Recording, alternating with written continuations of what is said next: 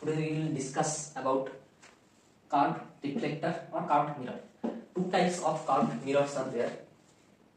One is convex and another is concave. So for convex, that is convex, which the reflection surface or the surface which can reflect the light should be convex type. And another reflector or another mirror, curved mirror is there, that is called concave mirror. The surface which reflects the light should be concave surface. That means if the light comes from that direction, this surface can reflect the light. That type of mirror is called concave mirror. And if the light comes from that direction and reflect by this surface, this type of mirror is called convex mirror. So for this two main type of curved mirror, we have to study the formula of this two mirror. So for that case, we have to assume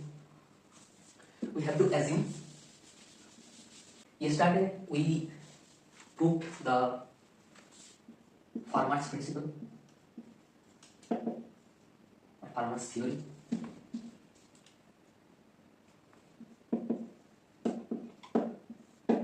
Using this Fermat's theory, we can establish the formula of reflection on a hard surface also. So let us try.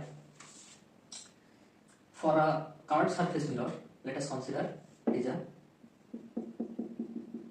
curved mirror. So first, that is the concave.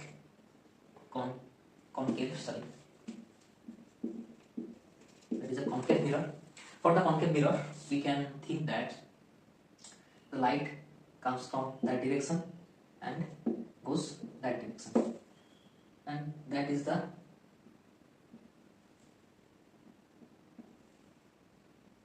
center. So we have to study the structure. At first we have to study the structure of concave mirror. So for that case, we just draw the concave mirror, and the middle point or the center of the concave mirror or convex mirror, it is called pole. So here O is the pole. O is the pole. Next one is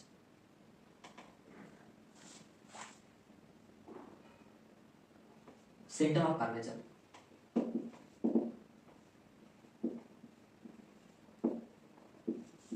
What is center of curvature? This curved surface we can consider that curved surface is a part of one full circle. One of this full circle. The center of this full circle called center of curvature. So it can be considered as C.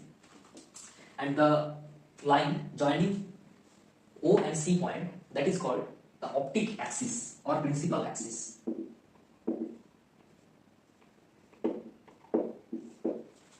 Principal axis. So this is the basic structure of concave mirror. So let us try the reflection of light through the concave mirror. So for that case, we just draw a concave mirror and we provide some light from A, and after it reflection, it goes along O dash C path. So we can tell that A dash O is the incident beam, incident light, and O dash C is the reflected light.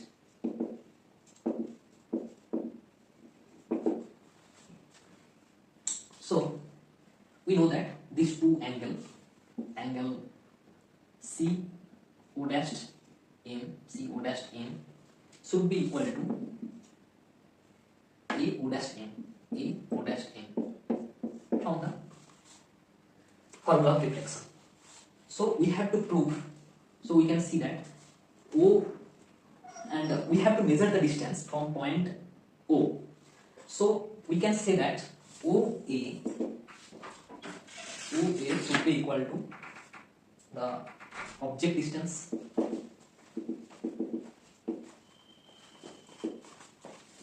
and OC should be equal to image distance.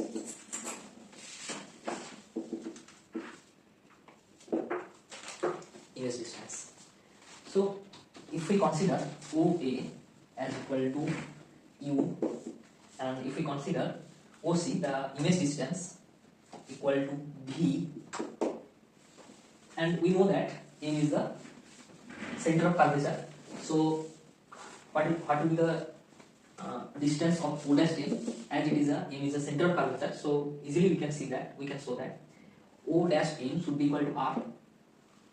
R is the radius of curvature, or the radius of, if we consider it as a full circle, then it will be the radius of this circle. So O dash M, it will be R. Now we have to formulate from the Fermat's theory.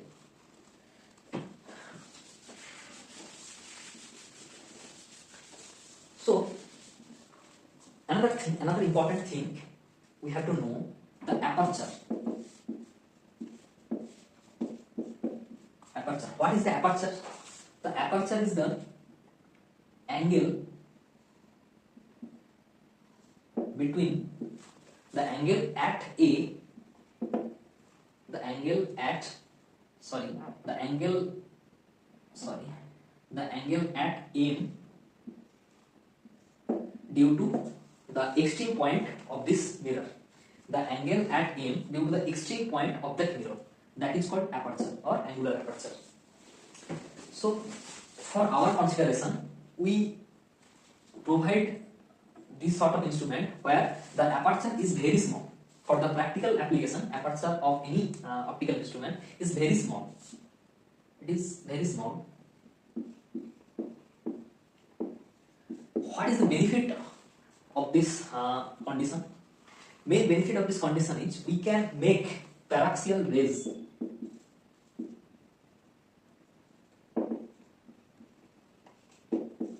We can make some paraxial rays from that mirror. What is a paraxial ray? The paraxial rays are those rays, it can tilt very small angle to the principal axis. Otherwise, if we consider non-paraxial ray, or if we consider the rays which have large angle with respect to the principal axis, then we cannot make the proper formulation. We cannot make the proper formulation of this instrument. So for that case, to maintain this condition, or to maintain, for simplicity, for simple case, or to make it simplify, we consider it. We always deal with the paraxial ray. For that case, the aperture should be very small. So we can see when we will go for proof of Fermat's theory. That time we will see.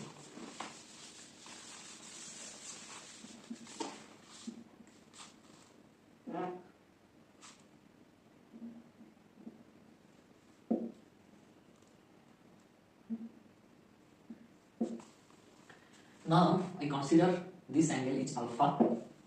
So if we consider this as a vector, so what will be, if we consider the triangle AMO dash, the triangle AMO dash. For this triangle, we can say that AM plus AO dash equal to will be AO dash. As it is a vector summation, if we calculate AO dash, or the path of incident ray, that should be equal to MO dash minus AM dash AM and O dash M minus M. So what is OM? OM is the radius of curvature. So it will be R, that means vector R, minus what will be AM? AM will be U minus R. So if we calculate a O dash, that will be root over r square plus u minus r a whole square plus 2r into u minus r. And what is the angle between r and u minus r? R, this one, and u minus r, this is that one. So the angle will be this one. If it is if we consider O dash in O, that is equal to alpha, then it will be cos of 180 minus alpha, 180 minus alpha, then that will be r square plus u square plus r square minus 2ur plus 2r into u minus r. Cos of 180 minus alpha will be cos 180 into cos alpha, so it will be minus cos alpha. So it will be minus of cos alpha. Sorry, previously this is minus, that will be minus, that will be plus. This is the optical path A O dash. If we consider that the aperture is very small, then we can consider that cos alpha will be 1 plus alpha square by 2. From the Taylor expansion, we can say that cos alpha equal to 1 plus alpha square by 2. This is the main thing why we consider every optical instrument should be have small aperture, because of to maintain this condition only. To maintain this condition only, we have to make a small aperture instrument, or instrument with small aperture. So we can write r square 2r square plus u square minus 2ur plus 2r into u minus r into 1 plus alpha square by 2.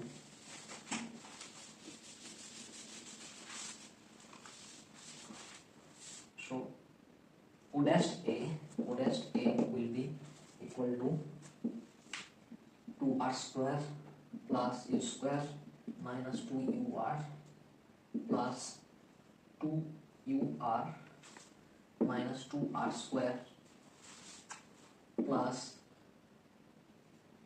2ur minus r into theta square by 2 to cancel out.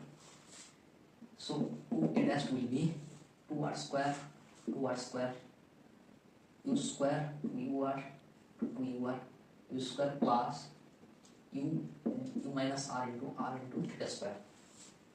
So if we common it, then it will be u into 1 plus u minus r into r theta square by u square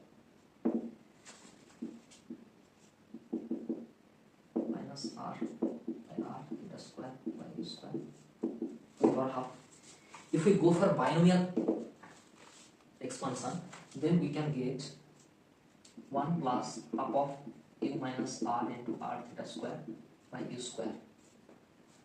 If we go for the binomial expansion, so we can get this one, and if we multiply by u, then we can get u plus this one and this one. Similarly, we can prove that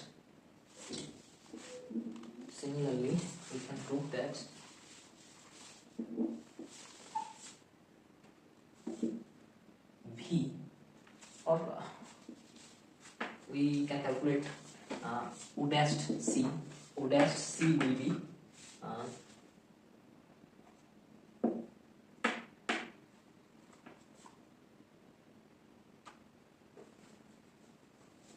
so Cm minus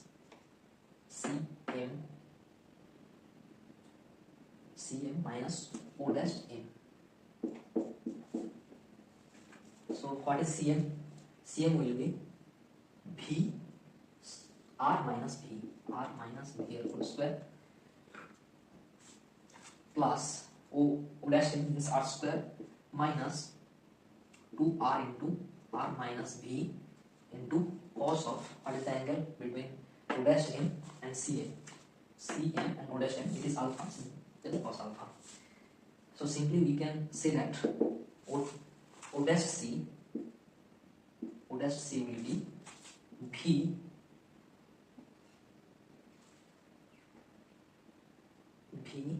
into 2v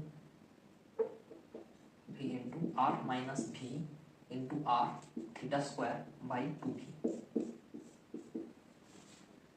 So if we add this, what will be the total path? Total path will be u plus half of u minus r into r theta square by u plus v minus r minus v r theta square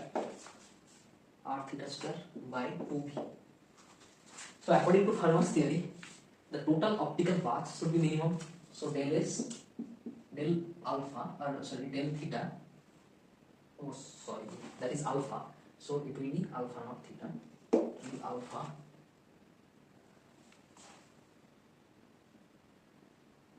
okay, you consider it as a theta, then it will be theta, also, because theta will be theta square by 2. So del theta will be 0. If we differentiate it, then it will be u minus r by u plus minus r minus v by v will be equal to 0, as well as del theta equal to 0. So 1 minus r by u minus r by v plus 1 equal to 0. So r by v plus r by u equal to 2. So 1 by v plus 1 by equal to 2 by f, 2 by r. That is the formula for the concave mirror. So that can establish by using Fermat's theory. As well as we can prove the Fermat's theory using the convex mirror also.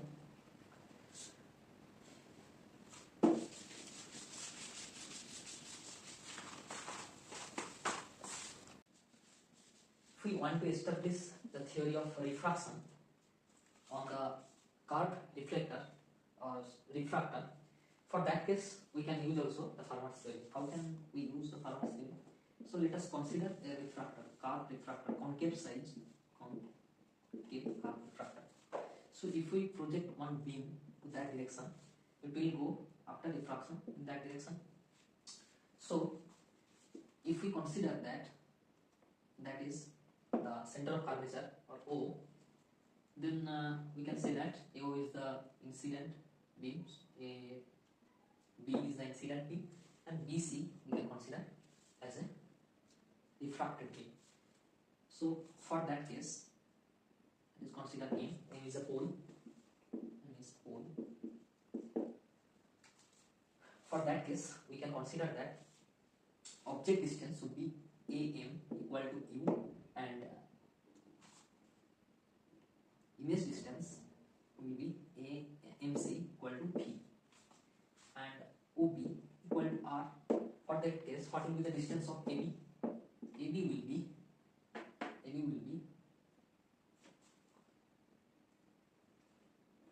OB minus OB, and this is the angle alpha. We consider this is the angle alpha.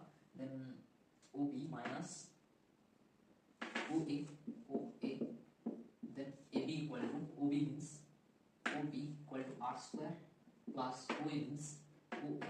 OA is equal to U minus R, U minus R and whole square minus 2 into R into U minus R into cos of the angle between AO and OB. That will be 180 minus alpha, and it will be root over R square plus U square minus U square plus R square minus 2 UR minus, if we consider again cos alpha is equal to 1 plus alpha square by 2 for the small curvature or small aperture. For that case, we can say that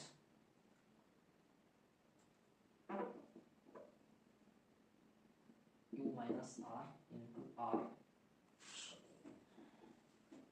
U R plus 2R into alpha,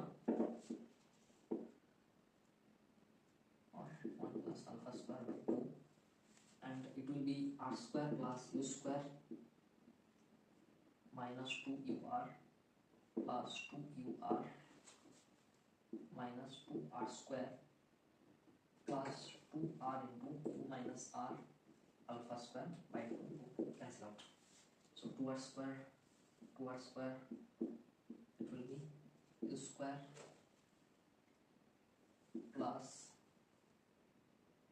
r into u minus r alpha square.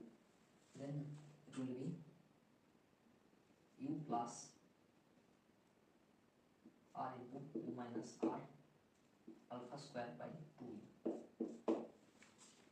Then if we calculate BC, what will be BC? BC will be OC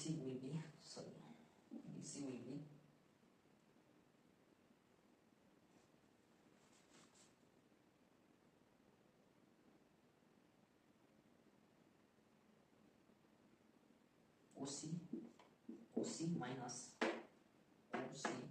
OB. OC means V plus R square plus R square minus 2 into R into V plus R into the angle between OC and OB equal to alpha, so cos alpha.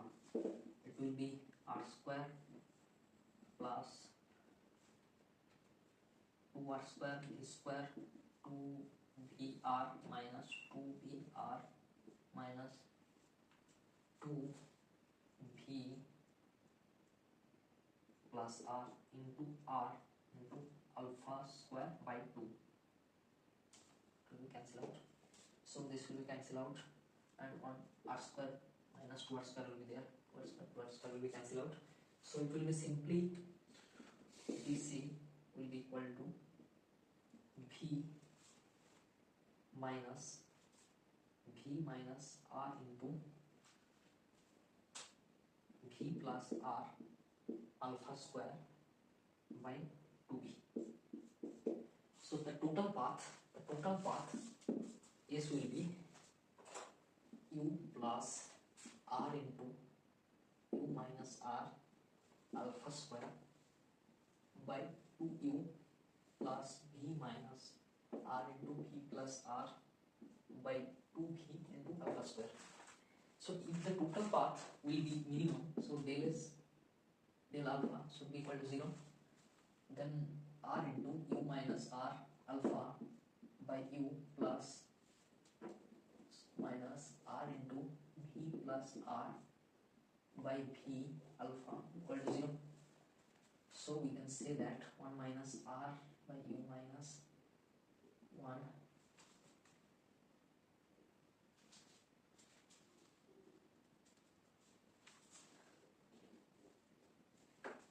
so that is class 1.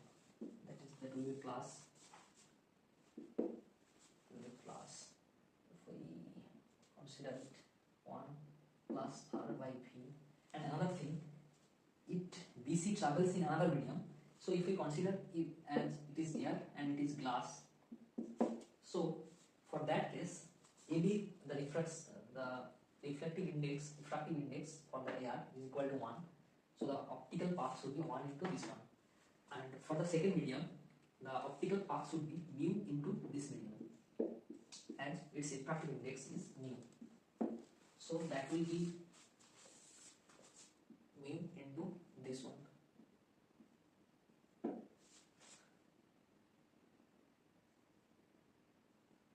Equal to 0. So 1 plus mu plus 1 will be equal to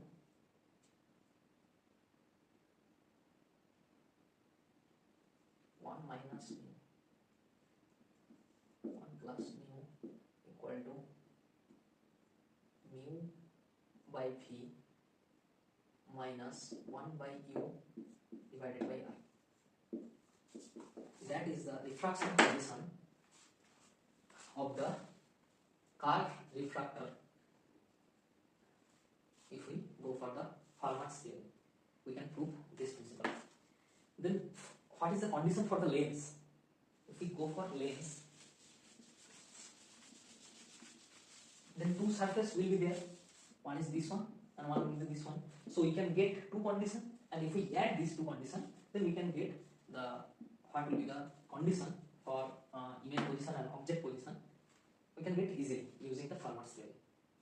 So this is the today's discussion part. Tomorrow we will discuss about the matrix theory of light.